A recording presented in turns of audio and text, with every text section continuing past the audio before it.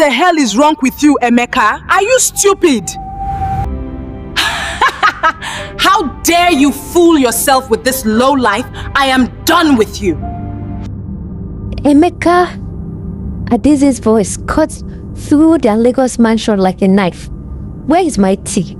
And why are you helping that useless girl again? Emeka appeared with a cup, shoulders hunched. 2 years without work had turned the once confident engineer into a ghost in his own home. Sorry, he whispered, setting down the tea with shaking hands. From the kitchen doorway, Chioma, their 23-year-old house help, watched her employer humiliate her husband like a daily ritual. I pay for everything in this house, Adeze screamed. The food you eat, the clothes on your back, even the air you breathe belongs to me. This was Adeze's world.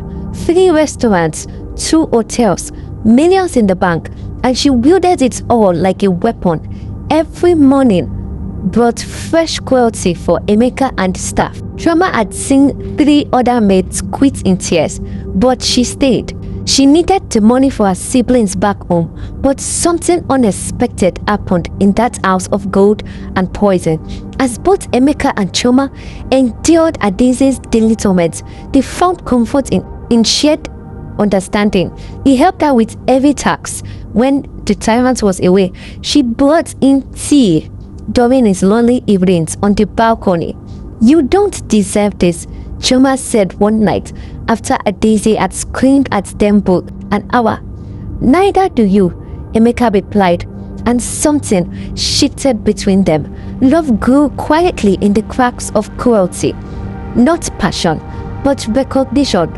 2 broken people finding wholeness in each other's gentleness. Adeze discovered them 3 months later, returning early from a business trip to find them in the garden, hands touching, faces soft with intimacy she had forgotten existed. How dare you?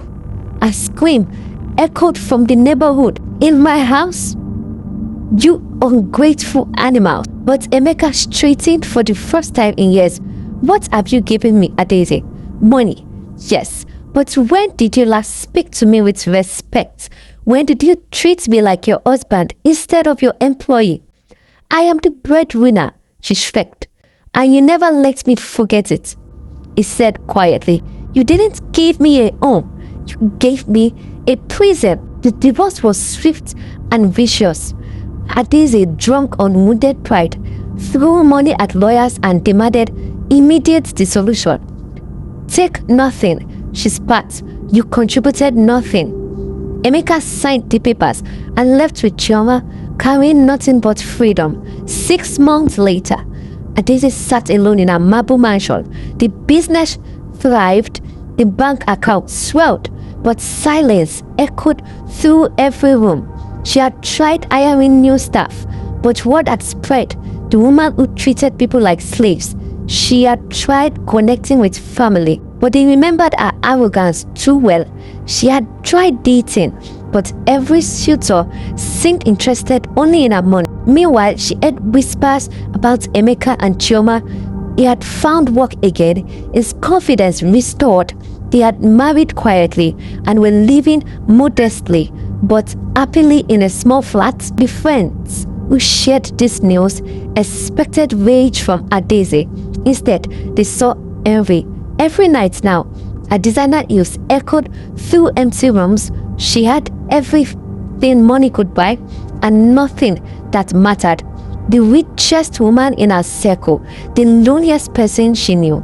She had thought money was power, that being the breadwinner made her queen, but she had confused fear with respect, compliance with love. Standing to her floor-to-ceiling windows, looking out at Lagos, a city of millions where she knew no one who truly cared for her, she became so sad and lonely. She finally understood. She had built an empire of gold and ruled over a kingdom of one. The woman who thought money could buy everything had learned too late that it couldn't buy the one thing she needed most, someone who would stay, not because they had to, but because they wanted to.